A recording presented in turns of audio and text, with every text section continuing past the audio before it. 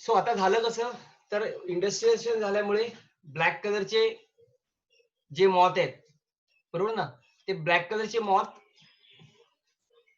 आता लपायला लागले. कारण झाडाचे जे बार्क होते ते काय झाले, तर ते काळ्या रंगाचे झाले due to because of pollution. आणि ग्रे रंगाचे मॉथ आता एक्सपोज व्हायला लागले. त्यामुळे ग्रे रंगाच्या मॉथची संख्या कमी झाली आणि ब्लॅक रंगाच्या मॉथची संख्या वाढली. सो यालाच म्हणतात natural selection. Now, the natural selection is the process by which the better adapted organism grow and produce more number of offspring in the population. It brings about evolutionary changes by favoring differential production of genes that brings about changes in gene frequency from one generation to next generation. The example of industrial malleism is one of the best example of natural selection. In Great Brittany,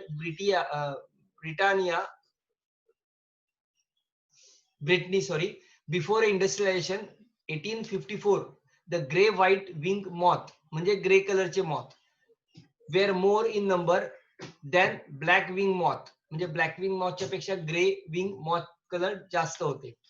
Now, these moths are nocturnal and during daytime they rest on the tree bark.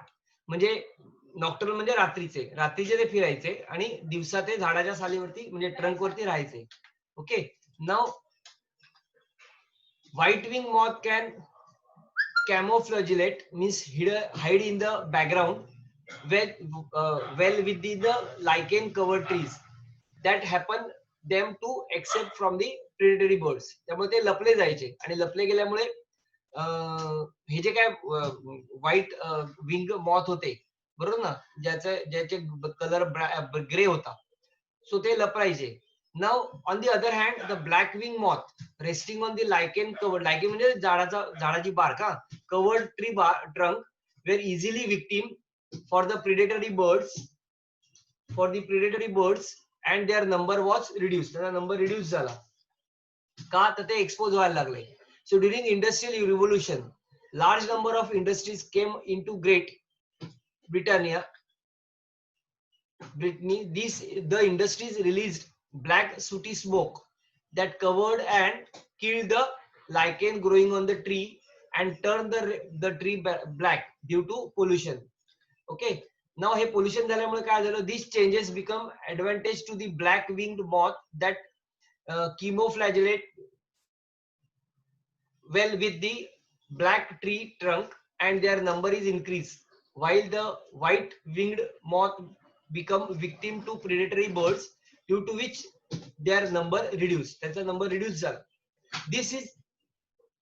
This is natural selection has results in the re-establishment of the phenotypic traits in changing the environmental condition. हे ते दोन moth आहेत बघा, हा grey कलरचा आहे, हा black कलरचा आहे, हा समवॉट ग्रे कलरचा आहे. ओके, कलर हे असलेला स्किन असलेला. आय मीन विंग असलेला. सो हे दोन मॉथ जसजसं चेंज होत जाईल, झाडाची हे दाखवलंय बाजूला हे ट्री बार्क आहे, ट्री बार्क वरती राहणारे हे मॉथ आहेत दोघे. Okay, so this is natural selection. तिसरा जो पार्ट येतो ना दॅट इज आयसोलेशन. हा अतिशय महत्वाचा आहे, हा अतिशय महत्वाचा. आयसोलेशनचा शब्दशः अर्थ आहे, त्याच्यामध्ये परीक्षेला डेफिनेटली विचारतात. आयसोलेशनचा शब्दशः अर्थ आहे सेपरेशन. पण आयसोलेशन का होतं, तर वेगवेगळ्या कारणामुळे आयसोलेशन होतं. So isolation is the separation of population of a particular species into small units which prevents interbreeding between them. होतं का माहितीये का, तर ते पॉप्युलेशन आहे, ह्या पॉप्युलेशन म्हणजे ते तुकडे होतात म्हणजे पॉप्युलेशन ब्रेक होतं आणि मोठ्या पॉप्युलेशन पासून छोटे छोटे युनिटचे पॉप्युलेशन तयार होतं आणि जे पॉप्युलेशन इंटरब्रीडिंगला प्रिव्हेंट करतं. सो त्याला आयसोलेशन असं म्हणतात. नाव जे आयसोलेशन आहे there are some barriers. मग आयसोलेशन होण्यामागचं कारण काय? So some barriers which prevent gene flow or exchange of genes between isolated population is called as isolating mechanism. ह्याच्यात ह्या बॅरियर मुळे ना हे सगळं होतं. मग ते बॅरियर कोणते असतील, तर दोन प्रकारचे मेन बॅरियर आहेत. एक आहे तो म्हणजे जिओग्राफिकल बॅरियर आहे आणि दुसरा जो बॅरियर आहे आपण बघूया. सो त्याला आयसोलेशन मेकॅनिझम म्हणतात. The isolating mechanism are of two types, namely geographical barrier आणि दुसरा रिप्रोडक्टिव्ह आयसोलेशन. म्हणजे जिओग्राफिकल आयसोलेशन आणि रिप्रोडक्टिव्ह आयसोलेशन. आता जिओग्राफिकल आयसोलेशन मध्ये काय येतं, आयसोलेशन पॉप्युलेशनचं होणार कशामुळे होणार, due to because of earthquake. म्हणजे उदाहरणार्थ एका ठिकाणी पॉप्युलेशन आहे, अर्थक्वेक झाला तर ऑब्व्हियसली काय होतं, तो ऑर्गॅनिझम पळायला लागणार. सो ऑब्व्हियसली इकडनं तिकडे जाणार. किंवा आता बघितलं असेल आपण की बरीचशी लोक मायग्रेट झालीत बघा आपापल्या गावाला. So it is a form of geographical isolation आहे. कारण कुठल्या तरी जिओग्राफिकल कंडिशनमुळे, मग ते हेवी रेन असेल किंवा बॅरियर्स, कुठल्याही बॅरियर्समुळे पॉप्युलेशन डिस्ट्रीब्यूट होते, म्हणजे पॉप्युलेशन विभागली जाते, आयसोलेट होते. त्याला जिओग्राफिकल फॅक्टर म्हणतात. आणि दुसरा आहे पॉप्युलेशन असते पण काही रिप्रोडक्टिव्ह प्रॉब्लेममुळे, म्हणजे त्याला बघूया आपण, म्हणजे प्रीमेटिंग असेल ते आपण पुढे बघूया. या दोन गोष्टीमुळे आयसोलेशन होतं. त्यातलं पहिलं जे आहे ना ते जिओग्राफिकल आयसोलेशन. जिओग्राफिकल आयसोलेशन म्हणजे काय आपण बघूया. बघा, geographical isolation it is also called as physical isolation. It occurs when an original population is divided into two or more groups by geographical barriers such as river, ocean, mountain, gallery, etc. म्हणजे river मुळे, ocean मुळे, mountain मुळे, कुठल्याही कारणामुळे population विभागली जाते.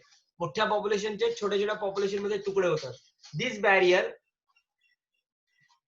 Prevent interbreeding between isolated group. आता हे आयसोलेशन झालेल्या ऑब्व्हियसली ते पॉप्युलेशन वेगवेगळं झाल्यामुळे काय होणार, त्यांच्यामध्ये ब्रीडिंग होणार नाही, इंटरब्रीडिंग होणार नाही, कारण पॉप्युलेशन आयसोलेट झालंय. So that is geographical isolation. The separation groups are expose to different kinds of environment. आता हे जे एक्झिस्टिंग इन्व्हायरमेंट होते ते जिओग्राफिकल बॅरियरमुळे काय झाले, वेगवेगळ्या ठिकाणी गेल्यामुळे तिकडच्या असलेल्या कंडिशनला हे अडॅप्ट होणं फार वेगळं वेळ लागणार आणि त्याच्यामध्ये म्युटेशन होणार. जे separation group are expose to different kind of environment factor, कारण ते सेपरेट झालेले आहेत. मग तिकडचे इन्व्हायरमेंटल फॅक्टर्स हे काही few trade are trade by mutation. मग काही त्यांच्यामध्ये चेंजेस होतात. ओके, आणि नवीन पॉप्युलेशन तिकडे डेव्हलप होते. The separated population develop distinct gene pool and they do not interbreed. आणि त्यामुळे interbreed होत नाही. So thus new species were been formed by geographical isolation. Okay, तो हे जिओग्राफिकल आयसोलेशन शब्दशः अर्थ जिओग्राफिकल आयसोलेशन मध्ये म्हणजे कुठल्याही बॅरियर्समुळे, जिओग्राफिकल बॅरियर्स, फिजिकल बॅरियर्समुळे पॉप्युलेशन स्प्लिट होणं, आयसोलेशनचा अर्थ वेगळे होणे. पुढचं येतं ना ते रिप्रोडक्टिव्ह आयसोलेशन. आता हे रिलेटेड विथ रिप्रोडक्टिव्ह सिस्टीम आहे, म्हणजे रिप्रोडक्शनची रिलेटेड आहे. Now, reproductive isolation occur due to changes in genetic material, gene pool, structure of genital organ किंवा gene pool किंवा genetic material मुळे झालेलं isolation. Now, it prevent interbreeding between population. आणि ते काय करतं, तर पॉप्युलेशन मध्ये इंटरब्रीडिंग आहे ते प्रिव्हेंट करतं. So there are types of isolating mechanism. वेगवेगळ्या प्रकारचे आयसोलेटिंग मेकॅनिझम आहे. The pre-mating or post-zygotic mechanism. Pre-mating or pre-zygotic isolation mechanism. No, pre mating याचा अर्थ काय? मेटिंगच्या अगोदर, म्हणजे there is a no mating takes place, there is no fertilization, there is a no zygote. Okay, so that is called as pre mating or pre-zygotic isolation mechanism. This mechanism prevents fertilization and zygote formation. इथं काय करतो तर तो fertilisation पण करू देत नाही, होत नाही, आणि झायगोट फॉर्म होत नाही, म्हणजे मेटिंगच होत नाही. That is called as pre mating. Now त्याच्यामध्ये हॅबिट आयसोलेशन येतं, म्हणजे इकॉलॉजिकल. आता हॅबिटॅट वेगवेगळे असतील तर there is a no mating. दुसरे तर ते सीझनल किंवा टेम्पोरल आयसोलेशन, म्हणजे हॅबिट ब्रीडिंग सीझन वेगवेगळ्यांचा वेगळा आहे. त्यानंतर इथॉलॉजिकल आयसोलेशन, त्याच्यानंतर मेकॅनिकल आयसोलेशन. हे 4 आयसोलेशनचे प्री मेटिंग आयसोलेशनचे प्रकार आहेत. सो प्री मेटिंग आयसोलेशन मध्ये कोणत्या येणार? तर पहिले तर हॅबिट आयसोलेशन, सीझनल आयसोलेशन, त्याच्यानंतर मेकॅनिकल आयसोलेशन. आता ह्याच्यामध्ये हॅबिट आयसोलेशन मध्ये काय येतं बघा. हॅबिट आयसोलेशन मध्ये येतं members of population having in the same geographic region but occupy separate habit. Geographical region त्यांचा सेम असतो, पण हॅबिटेट प्रत्येकाची वेगवेगळी असते. So that potential mate do not mate, त्यांच्यामध्ये मेटिंग होत नाही. दुसरे ते सीझनल. बघा, द मेंबर्स ऑफ, हे सीझनल मध्ये काय होतं माहिती का, यांचे ब्रीडिंग सीझन वेगवेगळे असतात, त्यामुळे त्यांच्यामध्ये ब्रीडिंग होत नाही. The member of population having the same geographical region but are sexually matured at different years or different times. त्यांचा वेळ आणि इयर्स वेगवेगळा असतो, त्यामुळे एकाच ठिकाणी जरी असले तरी त्यांचा सीझनल जो पिरियड आहे तो प्रत्येकाचा वेगवेगळा असतो ब्रीडिंगचा. ओके, मग म्हणजे उदाहरणार्थ फॉर एक्झाम्पल ऑर्गॅनिझम राहतोय, पण एक ऑर्गॅनिझम एकदम सेम स्पीसीजचे ऑर्गॅनिझम, म्हणजे एक ऑर्गॅनिझम मोठा आहे खूप आणि एक ऑर्गॅनिझम प्रीमॅच्युअर्ड आहे, म्हणजे तो सेकंडरी सेक्शुअल कॅरेक्टर डेव्हलपच झाले नाही, एकदम लहान आहे, तर मग त्याच्यामध्ये मेटिंगच होणार नाही जर ते स्पीसीज एक असले तरी. त्यामुळे त्यांचे सीझन वेगवेगळे आहेत, बरोबर, इयर वेगवेगळे आहेत. So that is called seasonal isolation. तिसरे ते ethological isolation. Due to specific mating behaviour, मेटिंगचं जे बिहेवियर आहे ते वेगवेगळं असेल मेंबर्सचं, तर ते एकमेकाला मेट होऊ शकत नाही किंवा कॉपरेशन करू शकत नाही. आणि मेकॅनिकल आयसोलेशन मध्ये काय येणार, तर रिप्रोडक्टिव्ह ऑर्गन जे आहेत ते वेगळे असतील. The members of two population have different in their structure of reproductive organ. Reproductive organ त्यांचे वेगवेगळे असतील. Okay, so that is called as pre mating. आता दुसरे ना ते पोस्ट मेटिंग आहे. पोस्ट मेटिंग किंवा पोस्ट झायगोटिक बॅरियर मध्ये काय होणार, मेटिंग होतं बरोबर, पण झायगोट तयार होत नाही. पोस्ट मेटिंग म्हणजे काय, स्पर्मच तिथपर्यंत जात नाहीत. स्पर्म तयार होतात पण स्पर्म जिवंत राहत नाही. स्पर्म असतात पण स्पर्मची मोटिलिटी नसते. एक तयार होतो पण एक जिवंतच राहत नाही. किंवा स्पर्म आणि एक एकत्र असतात, त्यांचं फर्टिलायझेशन होतं, झायगोट तयार होतो, पण झायगोट फर्टाईल होत नाही. म्हणजे एकदम बेस्ट एक्झाम्पल म्यूल आहे. Mule is a breeding between horse and donkey. ह्यांच्यामध्ये ह्यांच्यापासून जे तयार होणारा झायगोट आहे, म्हणजे कॉप्युलेशन होतं, यांच्यामध्ये झायगोट तयार होतो, पण जो तयार होणारा जो म्यूल आहे ना, हा स्टराईल असतो, फर्टाईल नसतो. सो ह्याला आपण पोस्ट मेटिंग किंवा पोस्ट झायगोटिक बॅरियर असं म्हणूया. नाव त्याच्यामध्ये येतं गमिट मॉर्टॅलिटी. गमिट मॉर्टॅलिटी म्हणजे गमिटच जिवंत राहत नाहीत. मेल गमिट किंवा फिमेल गमिट जो आहे, स्पर्म किंवा एग आहे, हेच मरतात, तर फर्टिलायझेशनच होणार नाही. नाव झायगोट मॉर्टॅलिटी, झायगोट तयार होतो पण झायगोट जिवंत राहत नाही. किंवा हायब्रिड स्टरलिटी, झायगोट जिवंत राहतो पण तयार होणारा इंडिव्हिज्युअल स्टराईल होतो, म्हणजे आता मी सांगितलं म्यूल. त्यातलं गमिट मॉर्टॅलिटी बघूया. Now gamete have a limited life span. So due to one or the two, बघा आपण रिप्रोडक्शन मध्ये असं बघितलं की स्पर्म जो आहे मेलचा, त्याचा लाईफ स्पॅन 72 आवर्स आहे, पण पहिल्या 12 ते 14 तासामध्येच स्पर्मला फर्टिलायझेशन व्हायची कॅपॅसिटी आहे. आता स्पर्म वेगळ्या वेळेला आला आणि एक वेगळ्या वेळेला आला, तर स्पर्मचा जो 72 तास आहेत, त्या 72 तासाच्या नंतर किंवा 1-2 तास अगोदर जर एग आला तर ते स्पर्म मरून जाणार, मग एग येऊनही काय फायदा नाही, फर्टिलायझेशन होणार नाही. किंवा स्पर्म आणि एकत्र आले पण स्पर्म 13 तासानंतर, 14 तास, 15-16 तासानंतर एक बरोबरच्या जवळ आला तरी फर्टिलायझेशन होणार नाही. सो ह्याला म्हणतात गॅमिट, तो मरून जाणार. So gamete fertility means gamete have a limited life span due to one or the other reason. If union of the two gametes does not occur at a given time, त्यांच्यामध्ये fertilization होणारच नाही. का नाही होणार, कारण दोघांचा जो span आहे तो वेगवेगळा आहे. जसं मी तुम्हाला आपण ह्युमनचं सांगितलं की फर्टिलायझरचा स्पॅन आहे तो 12 ते 14 तासामध्ये आहे पहिला, त्यामध्ये एकत्र जरी आले तरी ते फर्टिलायझेशन होणार नाही. So it results in the gamete mortality. Zygote mortality एवढे करून, समजा एवढे करून म्हणण्यापेक्षा झायगोट तयार झाला, तो झायगोट कधी कधी जिवंत राहत नाही. Here the egg is fertilize but zygote dies due to one or the other reason. कुठल्याही कारणामुळे, एक किंवा एकापेक्षा जास्त कारणामुळे झायगोट तयार होतो पण झायगोट जिवंत राहत नाही. आणि तिसरं हायब्रिड स्टरलिटी. हायब्रिड स्टरलिटी म्हणजे हायब्रिड डेव्हलप टू मॅच्युरिटी, म्हणजे हायब्रिड पासून झायगोट डेव्हलप होऊन मॅच्युअर होतो पण become sterile due to failure of proper gametogenesis. Proper gametogenesis न झाल्यामुळे, त्याच्यामध्ये मिओसिस न झाल्यामुळे तो हायब्रिड स्टरलिटी होतो. आणि त्याचं एक्झाम्पल आहे mule. Mule is an intragenic hybrid which is sterile. किंवा आपण उदाहरणार्थ क्लाइनफिल्टर सिंड्रोम किंवा टर्नर सिंड्रोम पण घेऊ शकतो याच्यामध्ये. सो ह्याचं सगळं झालं. हे सगळं बघितलं आपण आयसोलेशन. हा आयसोलेशन, नॅचरल सिलेक्शन आणि दुसरं कोणतं बघितलेलं पहिलं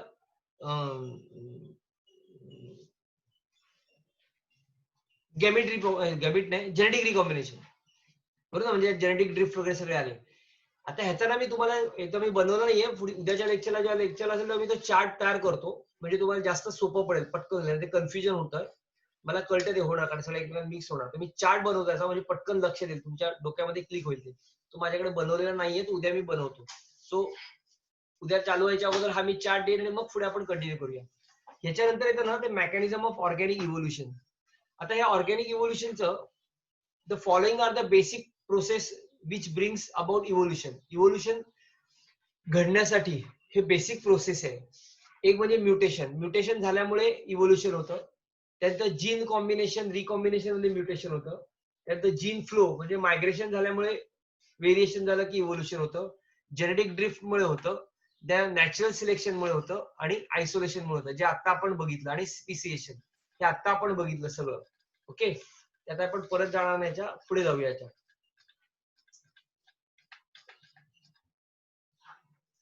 आता आपण शेवटचं बघूया फक्त नॅचरल सिलेक्शन.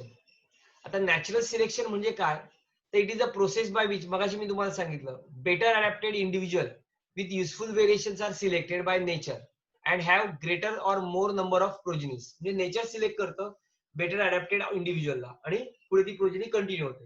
सो 3 टाईपचे नॅचरल सिलेक्शन्स आहेत. एक आहे स्टेबिलायझिंग सिलेक्शन, म्हणजे स्टेबिलाइज असतं. एक आहे डायरेक्शनल सिलेक्शन आणि तिसरं आहे डिस्ट्रक्टिव्ह नॅचरल सिलेक्शन. त्याचा ग्राफ आहे बघा. स्टेबिलायझिंग सिलेक्शन म्हणजे काय, या ग्राफ मध्ये जाऊया आपण. याच्यामध्ये असं सांगितलंय, तर हे याला बॅलन्स सिलेक्शन असं म्हणतात किंवा बॅलन्सिंग सिलेक्शन असं म्हणतात. Here more individual of population acquire main character value. म्हणजे दोन्ही, म्हणजे जे काय जास्तीत जास्त इंडिव्हिज्युअल आहेत पॉप्युलेशन मध्ये, हे मेन कॅरेक्टर त्याच्यामध्ये जास्त असतात. It tends to favour the intermediate form of and eliminated both the phenotypic expression. For example, more number of infants with intermediate weight survive. म्हणजे जास्तीत जास्त इन्फंट्स कोण सर्व्हाइव्ह करतात, जे इंटरमिडिएट वेट असलेले. Okay, survive better as compare to those who are overweight. Overweight असलेले हे सगळं नेचर सिलेक्ट करतं आणि स्टॅबिलाइज करतं. So overweight, under weight, it reduce variation, so variation obviously reduce होतं and it does not leads to evolutionary changes but tends to maintain the, म्हणजे इथं evolution होत नाही तर स्टेबिलाइज केलं जातं. Okay, the phenotypic stability with population, therefore it is described as a stabilizing variation. so variation होत नाही, variation stabilize होतं, कारण नेचर सिलेक्ट करतं. ओव्हरवेट आहे ते निघून जातात, जे नॉर्मल वेट आहे ते जिवंत राहतात, म्हणजे राहतात. So genetically stabilized selection represent a situation where the population is adapted to its environment. आता इकडे त्यांनी दिलेलं आहे बघा, ओरिजिनल पॉप्युलेशन ही आहे, बरोबर ना. याच्यामध्ये याने पॉप्युलेशन स्टेबिलाइज केली. काय केलं, सिलेक्ट अगेन्स्ट द अदर एक्स्ट्रीमिटी, म्हणजे सिलेक्शन करून फक्त जे नॉर्मल आहेत, बरोबर ना, त्यांचं पॉप्युलेशन. नॉर्मल म्हणजे कोण, जे इन्फंट विथ इंटरमिडिएट वेट आहेत, यांचं फक्त व्हेरिएशन त्यांनी वाढवलं. बाकीचं मात्र हे स्टेबिलाइज झालं, हे हल्ले त्या जागेवर तिकडेच राहिले. वाढवलं कोणतं, हे नेचर सिलेक्ट करतं. वाढलं कोणतं, तर ते जे इन्फंट आहेत, ज्यांचे इंटरमिडिएट वेट आहेत, हे सर्व्हाइव्ह झाले आणि better compare to those who are overweight or underweight. हे सगळे ओव्हर अंडरवेट होते. सो ही ओरिजिनल पॉप्युलेशन होती, त्यापैकी पॉप्युलेशन सिलेक्ट केली. आफ्टर सिलेक्शन हे वेट वाढलं, म्हणजे हे प्रमाण वाढलं. So that is called as stabilize केलं, that is called as stabilizing selection. पुढचं जे येतं ना ते डायरेक्शनल सिलेक्शन. याच्यामध्ये काय होतं, इन दिस टाईप बघा, आपण डायग्राम बघूया म्हणजे लक्षात येईल तुमच्या. बघा, in this type more individual acquire value other than the means of character value. Now, natural selection acts as a elimination of one of the extreme of the phenotypic range and favorable the other. Example, systematic elimination of homozygous recessive. आता इथं काय केलं माहितीये का, इथं त्यांनी directional selection केलं. म्हणजे थोडक्यात the directional selection operates for many generation. It results in an evolutionary trends with population and shifting a peak in the direction. हे नॉर्मल होतं, बरोबर. हे त्यांनी शिफ्ट केलं, डायरेक्शनल चेंज केला. डायरेक्शनल सिलेक्शन म्हणजे डायरेक्शन चेंज केला. हे ओरिजिनल पॉप्युलेशन होतं. ओरिजिनल पॉप्युलेशन मध्ये डायरेक्शन चेंज झालं आणि पॉप्युलेशन आफ्टर सिलेक्शन मध्ये रिसेसिव्ह जे होमोझायगस होते, ज्याच्यामुळे डिसीज होतो, ते सगळे एलिमिनेट झाले आणि युजफुल जे होते तेच फक्त राहून व्हेरिएशन झाले. त्यामुळे हे जे दिसतंय डॉट डॉट दाखवलेले हे ओरिजिनल पॉप्युलेशन आहे, ज्याच्यामध्ये मिक्स होते दोन्ही. यातलं एलिमिनेट झाले, डायरेक्शन त्यांची चेंज झाली आणि पॉप्युलेशन सरकलं, पुढे आलं. मगाच्या याच्यात पॉप्युलेशन सरकलं नव्हतं बघा. पॉप्युलेशन सरकलं म्हणजे वर एका दिशेने झालं, स्टेबिलाइज झालेलं होतं. इथं काय झालं, पॉप्युलेशन सरकलं. ओके, सो म्हणून त्याला म्हणतात directional selection. So example industrial management. हे पण इंडस्ट्रियल मॅनेजमेंट तसं होतं बघा. काय झालं, ग्रे मॉथ पहिले मरायला लागले, व्हाईट ब्लॅक मॉथ एक्सपोज व्हायला लागले, मग ब्लॅक मॉथ मरायला लागले, ग्रे मॉथ एक्सपोज व्हायला लागले, किंवा डीडीटी रेजिस्टंट मॉस्किटो होते. तर हे झालं डायरेक्शनल सिलेक्शन. आणि तिसरं जे आहे ना ते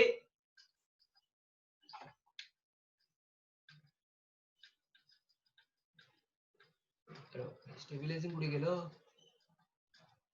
कट झालंय. ओके, तिसरं जे आहे ते डिस्ट्रिब्युटिव्ह नॅचरल सिलेक्शन. हे उद्या बघूया, माझ्याकडे कट झालंय, मी उद्या हे दाखवीन तुम्हाला. ह्याच्यानंतर पुढचा जो येतो ना पार्ट, त्याच्यामध्ये काय आलं माहिती का, ह्याच्यामध्ये काय दाखवलं त्यांनी, तर हा जो काय डिस्ट्रप्टिव्ह नॅचरल सिलेक्शन आहे, याच्यामध्ये पॉप्युलेशन आहे ना ती डिस्टर्ब होते. आणि डिस्टर्ब झाल्यामुळे वेगवेगळ्या प्रकारचं, हे पण नेचरल सिलेक्शन होतं, वेगवेगळ्या प्रकारचे पॉप्युलेशन फॉर्म होतात. ते आपण पुढच्या लेक्चरला बघूया, मी दाखवीन तुम्हाला, डायग्राम दाखवायला पाहिजे, त्याशिवाय समजणार. आता हा एक प्रिन्सिपल परीक्षेला विचारलेला होता, त्याला हार्डी वर्बिंग प्रिन्सिपल. याने काय सांगितलं माहितीये का, इट इज ऑल्सो, हे ना थोडक्यात पायथागोरस प्रिन्सिपल आहे ना, पी स्क्वेअर म्हणजे ए प्लस बी चा स्क्वेअर काय, A square plus 2ab plus B square. तर हे प्रिन्सिपल द इक्विलिब्रियम लॉ आहे. It is also known as Hardy वेव्हरिंग इक्विलिब्रियम लॉ. त्याने काय सांगितलं बघा, the law state that and equilibrium point both the genes frequency and genotype features remain constant and generation to generation. म्हणजे याने असं सांगितलं की हा लो असं सांगतो की equilibrium point both the genes जे आहेत ना, किंवा जीनची फ्रिक्वेन्सी आहे किंवा जिनोटॅपिक फ्रिक्वेन्सी ही रिमेन कॉन्स्टंट राहते जनरेशन टू जनरेशन, बदलत नाही. It occur only in diploid sexually reproducing large free interbreeding population. हे कोणामुळे मिळतं, हे डिप्लॉइड सेल्स जे सेक्शुअली रिप्रोड्युसिंग सेल्स असतात त्यांच्यामध्ये मिळतं, in which the mating is random and not selection or other factors are represent on changing the allele frequency. ह्यांच्यामध्ये आढळतं. आणि ह्याच्यामध्ये ना पॉप्युलेशन मेटिंग आहे हे रॅन्डम होते आणि त्याच्यात सिलेक्शन नसतं. आणि फॅक्टर्स पण आहेत ना, they are present or changing in their allele frequency, जी ॲलिल फ्रिक्वेन्सी चेंज होते. एक्झाम्पल घेतल्याने बघा, a single locus has 2 allele, 2 allele आहेत, 2 क्रोमोझोम वरती 2 ॲलिल आहेत, एक ॲलिल ए आणि दुसरा ॲलिल स्मॉल ए. बघा, मी ॲलिल म्हणजे काय सांगितलेलं, एकाच क्रोमोझोम, सॉरी, 2 वेगवेगळ्या क्रोमोझोम वरती एकाच पोझिशन वरती समोरासमोर असलेले जीन्स. मग एका क्रोमोझोम वरती कॅपिटल ए जीन आहे आणि दुसऱ्या क्रोमोझोम वरती स्मॉल ए आहे. The frequency of these alleles are P Q respectively. आपण त्याला पी आणि क्यू मारूया, त्यांची frequency. The allele frequency for any locus is always 1, that is P plus Q is equal to 1, असं त्यांनी सांगितलं. जी फ्रिक्वेन्सी जी आहे ती 1 आहे, पी प्लस क्यू ची.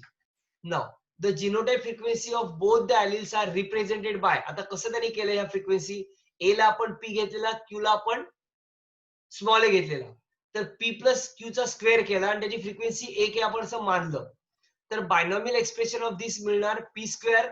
म्हणजे थोडक्यात काय माहितीये का, ए प्लस बी चा स्क्वेअर झाला, a square plus 2ab plus B square, म्हणजे p square plus 2pq plus q square is equal to 1. मग आता ए म्हणजे P2 आहे बघा, पी स्क्वेअर म्हणजे काय, 2दा ए, बरोबर ना. क्यू म्हणजे काय, 2दा ए स्मॉल ए, आणि 2pq म्हणजे काय, तर दोनदा a आणि स्मॉल a म्हणजे ते 2pq झाले. Now hence p square plus 2pq plus q square is 1 is a binomial expression of p plus q चा square. This can be explained by Prudence square as follows. बघा त्याने असं दाखवलं, hybrid a आणि a म्हणजे p आहे आणि small a म्हणजे q आहे. Hybrid capital A small a म्हणजे p a म्हणजे q क्रॉस केला याचा a म्हणजे p square, capital A small a म्हणजे pq, no capital A small a म्हणजे परत pq आणि a म्हणजे q square. So like allele frequency the genotype frequency together are also equal to 1. म्हणजे थोडक्यात काय सांगितलं, हे सगळं जर केलं तर शेवटी 1च मिळतं तुम्हाला, म्हणजे फ्रिक्वेन्सी पण आणि हे काय तुमचं जिनोटाइपिक रेशो पण. तर हे त्यांनी सांगितलं, हे त्याला ह्याला म्हणतात हार्डन-वेबलिंग एक्सप्रेशन. सो हे एवढंच लक्षात ठेवा, p प्लस q चा स्क्वेअर हे एवढं फक्त लक्षात ठेवा. Genotypic frequency of both alleles are represented by p plus q चा स्क्वेअर इक्वल टू 1. पण p म्हणजे a आहे, q म्हणजे b स्मॉल a आहे. आणि मग according to p square plus a plus b चा स्क्वेअर म्हणजे हे त्यांनी काढलंय. मग यात a बरोबर p स्क्वेअर बरोबर, परत a म्हणजे q स्क्वेअर म्हणजे स्मॉल a आणि 2a म्हणजे 2pq. So hence p square plus 2pq plus q square is equal to 1. So थोडक्यात काय, तर 1 म्हणजे हा p प्लस q चा स्क्वेअर येतो असं त्यांनी सांगितलं. सो हे त्यांनी चार्ट वाईज दाखवलंय. So like allele frequency the genotypic frequency together are also equal to 1. So हे या एक्सपेरिमेंटला म्हणतात हार्डली वेरबिंग्स एक्सपेरिमेंट और प्रिन्सिपल. पुढचा जो पार्ट येतो ना, that is called as adaptive radiation. Now adaptive radiation म्हणजे काय, तर बघा, the process of evolution which results in transformation of original species to many different varieties. म्हणजे ज्याच्यामध्ये इव्होल्युशनच्या रिझल्ट मध्ये ट्रान्सफॉर्मेशन होतं आणि ओरिजिनल स्पीसीज पासून वेगळ्या प्रकारच्या व्हरायटीज तयार होतात, it's called at adaptive variation. बघा, the example of adaptive variation in Australian marsupials. Okay, in Australia there are many morispels mammals who evolved from common ancestors. So दूसरा example है Darwin's finches is one of the best example of adaptive variation. बघा, हा एक animal आहे, या animal पासून वेगवेगळ्या प्रकारचे बर्ड्स तयार झाले, ज्यांच्या चोचीमध्ये फरक आहे, ज्यांच्या कलर मध्ये फरक आहे, तसे वेगवेगळ्या प्रकारचे हे एनिमल्स तयार झाले. सो ज्या वेळेला एका ओरिजिनल एनिमल पासून इव्होल्युशन होऊन वेगवेगळ्या, एकाची चोच बघा, ह्याची चोच कमी आहे, मग ह्याची जास्त आहे, मग ह्याची जास्त आहे, मग ह्याची एकदम जास्त आहे, परत कमी आहे, एकदम कमी आहे. सो ह्याच्यापासून हे सगळे तयार झालेले अॅनिमल्स आहेत. ऑब्विसली हे इव्होल्युशनरी चेंजेस आहेत आणि हे खूप मोठ्या वेळेत होतात, पण त्याला अडॅप्टिव्ह रेडिएशन असं म्हणतात. सो इथे अडॅप्टिव्ह रेडिएशन म्हणजे काय विचारतील, so process of evolution which results in transformation of original species to many different varieties. Original species पासून वेगवेगळ्या प्रकारचे डिफरंट व्हरायटीज तयार होतात. त्याचे 2 एक्झाम्पल त्यांनी घेतले, एक आहे कांगारू आणि दुसरे म्हणजे हे animals. So during this visit Darwin also notice the variety of small birds, जे मी तुम्हाला आता सांगितलं तेच. ओके, हे त्यांनी एक्सप्लेन करून दिलेलं आहे. सो आता हे जे काय ऑर्गॅनिक इव्होल्युशन झालं, आपण हे सगळं ऑर्गॅनिक इव्होल्युशन बघितलं. या ऑर्गॅनिक इव्होल्युशनला हे काय सपोर्ट काय, म्हणजे त्याला एव्हिडन्स काय. सो एव्हिडन्सेस दिले. So theory of organic evolution starts that the presence of complex organisms have originated from earlier simple form of life. So this process of evolution is supported by evidence provided by various branches of biology such as paleontological evidence. Paleontology is the study of fuel fossils, so that is called as paleontological evidence. Second one is comparative anatomy, that is anatomical evidences, म्हणजे anatomy काय काय change आहे. त्यानंतर embryological evidences, that is embryology, and molecular biology, that is molecular evidences. So हे सगळे evidences आहेत ज्या बेसवर आपण म्हणू शकतो की ऑर्गॅनिक इव्होल्युशन झालंय. म्हणजे हायली इव्हॉल्व जो आता अॅनिमल आहे, कॉम्प्लेक्स फॉर्म आहे, तो कसा इव्हॉल्व झालाय, कारण आपण आपले सगळे अँसेस्टर हे सेम होते. आता उदाहरण सांगतो, एम्ब्रोलॉजिकल एव्हिडन्स त्यांनी दिलाय, तो असं त्यांनी दिलाय की सगळ्यांचे हार्ट ना एम्ब्रोनिक कंडिशन मध्ये 2 चेंबर असतात. If you take heart of fish, heart of frog or amphibians, heart of reptile, heart of aves or heart of mammals in embryonic condition they are two chambered. As the development grow, as the development proceed, the number of chamber get change. पण आपण म्हणजे आपण basic कसे दोन चेंबरचेच बनलेले आहोत. So हे embryological evidence आहे की हा इव्होल्युशन होत होत होत आपल्यामध्ये चेंबर्स बदलले. पण जर आपलं बेसिक बघाल तर एम्ब्रियोनिक कंडिशन मधले आपल्या हार्टला दोनच चेंबर असतात असं हे एव्हिडन्सेस सांगतात. पॅलेंटॉलॉजी काय सांगते तर तुम्ही जर स्ट्रॅटिफिकेशन बघितलं, स्ट्राटा बघितलं तर वेगवेगळ्या स्ट्राटात वेगवेगळे अॅनिमल्स मिळतील, पण प्रत्येक अॅनिमल्सच्या मध्ये काही कनेक्टिंग लिंक आहेत. म्हणजे उदाहरण सांगायचं झालं तर आर्किप्टरस हा एक अॅनिमल आहे जो कनेक्टिंग लिंक आहे बर्ड आणि रेप्टाइल्सचा. सो बर्ड्स आणि रेप्टाइल्सच्या मध्ये अॅनिमल्स होते, पण ते आता अस्तित्वात नसल्यामुळे आपल्याला कळत नाही. मग पॅलेंटॉलॉजीने एव्हिडन्स दिला की ह्याच्यामध्ये अॅनिमल्स होते ज्याच्यामुळे डायरेक्ट रेप्टाइल पासून बर्ड्स नाही तयार झाले, तर इव्होल्युशन होत होत बर्ड्स तयार झाले. पण त्याच्यामध्ये इव्होल्युशन झालं. या इव्होल्युशन मध्ये एक अॅनिमल होता आणि त्याचं नाव आहे आर्किप्टरस. मग त्याने काय दाखवलं तर हे पॅलेंटॉलॉजी करताना म्हणजे फॉसिल्स वगैरे बघताना त्याला हे आढळून आलं, म्हणजे या पक्ष्याचे ठसे त्याला आढळले. मग त्याने असं सांगितलं की तो दोघांच्या मधला अॅनिमल आहे. का मधला अॅनिमल आहे तर त्याला बीक होती, म्हणजे तो बर्ड आहे, बरोबर. पण बीक मध्ये टीथ नव्हते. सॉरी, बीक होती, तो बर्ड आहे, पण बीक मध्ये टीथ होते, म्हणजे तो रेप्टाइल्स आहे. कारण रेप्टाइल्सच्या जॉ मध्ये टीथ असतात, बर्ड्सच्या बीक मध्ये टीथ नसतात. त्यामुळे बीक आहे म्हणून तो बर्ड आहे, पण त्या बीक मध्ये टीथ आहे म्हणून तो रेप्टाइल आहे. कारण विंग आहे म्हणून तो बर्ड आहे, पण त्याला स्ट्रॉंग मस्क्युलर टेल आहे म्हणून तो रेप्टाइल आहे. सो असं त्याने एव्हिडन्स देत गेला. कंपॅरेटिव्ह अनॅटॉमी सांगायचं झालं तर आपला जो हात आहे, आपला हात आणि कुठल्याही प्राण्यांचा हात हा वेगळ्या गोष्टीसाठी डेव्हलप झालेला आहे, पण आपला बेसिक जो काय आहे म्हणजे radius, humerus, radius ulna, tibia fibula, carpal, metacarpal हे सगळ्यांमध्ये सेम आहे. पण त्यांचा प्रत्येकाचा अॅनाटॉमिकल जे सेम असलं तरी स्ट्रक्चर त्यांच्यामध्ये स्ट्रक्चर सेम असलं तरी फंक्शन ते डिफरंट आहे.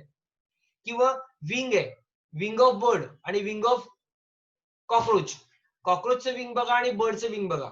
फंक्शनल दोघांचं काम सेम आहे फ्लाय करण्यासाठी, पण स्ट्रक्चरल त्याच्यामध्ये फरक आहे. कॉकरोचचं जे विंग आहे त्याच्यामध्ये बोन्सच नाहीये. It is made up of काय ते नाव विसरलो मी, नंतर आठवलं की सांगेन. तुम्ही जर विंग बघितलं बर्ड्सचं तर बर्ड्सच्या विंगला बोन्स आहे आणि हा बोनलेस आहे. सो ऑब्विसली व्हॉट हॅपन की त्यांचं स्ट्रक्चर डिफरंट आहे पण त्यांचं फंक्शन सेम आहे. सो असे वेगवेगळे एव्हिडन्स दिलेत त्यांनी, ते आपण बघणार आहोत. So first one is palaeontological evidence. Now palaeontological evidence काय सांगतो? So paleontology is the study of fossils. The study of ancient life with help of fossils is called as paleontology. Now fossils are the dead remains. Fossils कोण आहेत तर मृत झालेले, मेलेले plants, animals, okay, that buried म्हणजे गाडले गेले.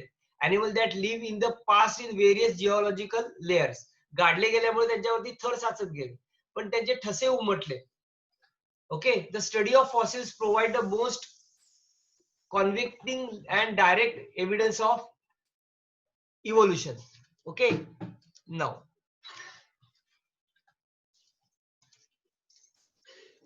fossils are formed in sedimentary rock, umbers, that is yellowish fossils, resin, ice, pit bogs, etc. So दगडाच्या खाली म्हणजे भूगर्भामध्ये गाडले गेले, मग सेडिमेंटरी रॉक असतील, वेगवेगळे फॉसिल्स असतील. Okay, during fossilization the primitive form of organism occupy the older lower layer. एकदम खाली येत ना ते older layer आहे, आणि जसं वर येईल तसं ऍडव्हान्स होत जाणार. Advance form occupy the upper more recent layer of the earth. नाव कोणकोणत्या प्रकारचे फॉसिल्स आहेत? पहिले ते म्हणजे टाइप्स ऑफ फॉसिल. पहिले ऍक्च्युअल रिमेन्स, ऍक्च्युअल रिमेन्स नंतर आहे मोल्ड्स, तिसरे कास्ट आणि चौथे compression. Now actual remains means what? These are the most common type of fossils. These plants, animals and human body got embedded in the permafrost forest of or Arctic or alpine snow, remain preserved in the actual state, that is woody mammoth in Siberia. Umber or hardening resin contain preserved bodies of the many insect and arthropods. थोडक्यात काय माहितीये का, हे जमिनीत गाडले गेले आणि त्याच्यावरती हे सगळे थर साचत गेला. ओके, मग वेगवेगळ्या प्रकारचे आहेत. लोअर बॉडी पासून लोअर अॅनिमल पासून हायर अॅनिमल पर्यंत. नंतर moulds, these are the hardens encastment form in the outer part of the organic remains, म्हणजे थोडक्यात त्यांचे असलेले अवशेष which later decay living activities. Body parts of plants and animals later decay but the impression still remain. हे नंतर गेले पण त्यांचं इम्प्रेशन दगडावरती उमटलं and remain that become permanent. For example, footprints are formed in this manner. Then the cast, they are hardening piece of minerals matter deposited in the cavity of molds. त्या मोल्ड्सच्या cavity मध्ये ह्यांचे अवशेष मिळाले, जीवाश्म अवशेष म्हणूया आपण त्याला, हे मिळाले. ओके नाव. आणि दुसरं कॉम्पर्शन. नाव internal structure is absent but the thin carbon film indicates the outline of the extreme features. त्यांच्या असलेल्या एक्सटर्नल फीचर्स वरनं, ओके, कार्बन फिल्म वरनं आपण एक्सटर्नल फीचर्स ओळखू शकतो. म्हणजे उदाहरणार्थ झाड किती वर्ष जुनं आहे ते आपण ओळखू शकतो, जसं त्याच्या असलेल्या घेरावरनं, त्या प्रकारचं. मग या सिग्निफिकन्स, पॅलेंटॉलॉजी सिग्निफिकन्स काय? It is useful in the reconstruction of phylogeny, म्हणजे आपण त्याचं मागचं सगळं वंशावळ बघू शकतो. It helps in the study various form and structures of extinct animals, लुप्त पावलेले गेलेले अॅनिमल्स आपण शोधू शकतो. It provides record of missing link between the two group of organism, दोन ग्रुपच्या मधली मिसिंग लिंक आपण फाइंड आउट करू शकतो. It helps in the study of exhibit of extinct organism, मागचे जे गेलेले लुप्त पावलेले अॅनिमल्स आहेत या अॅनिमल्सचा आपण अभ्यास करू शकतो. Okay, and palaeontology provides the following types of evidences. So that is called connecting link. Connecting link म्हणजे मिसिंग लिंक, जे मी आता तुम्हाला सांगितली की Archaeopteryx is a connecting link between birds and हे कोण reptiles. So connecting link, these are the fossil remain transitional or intermediate between two groups of organism. हे वेगवेगळे amphibians आणि reptiles मध्ये असलेली कनेक्टिंग लिंक आहे. Seymouria, okay. Then Archaeopteryx between reptiles and birds. Okay, Archaeopteryx जो काय आहे तो कसा होता? It is a fossilize crow size tooth head birds found from Jurassic rock in Germany. ही कनेक्टिंग लिंक विचारतात ना, connecting between amphibians and reptiles is dash Seymouria. Okay, now it is known as missing link between reptiles and birds because it show characters of both. बघा कोणकोणते characters आहेत. रेप्टाइल्सचे character कोणकोणते होते? Presence of long tail, claws and scales on the body, single head ribs, headed ribs, abdominal ribs are present which looks like bird of crocodile, jaws with homodont teeth, म्हणजे एकाच प्रकारचे teeth होते. now sternum without knee, bones are solid non pneumatic, म्हणजे hollow नव्हते. the birds hind limb had 4 claws digit. हे झाले त्याचे reptile character. मग एव्हियन कॅरेक्टर पण कोणकोणते, म्हणजे बर्ड्सचे कोणते कोणते कॅरेक्टर मिळाले? द फिदरी एक्झोस्केलेटन, स्केल होते पण त्याच्यावरती फिदर्स होते एक्झोस्केलेटन वरती. Forelimbs are modified into wings, forelimb त्यांचे होते ते मॉडिफाईड झाले विंग्स मध्ये, म्हणजे as a bird. Then jaws are modified into beak, जॉजचं कन्व्हर्जन बिक मध्ये झाले आणि बिक विथ टीथ.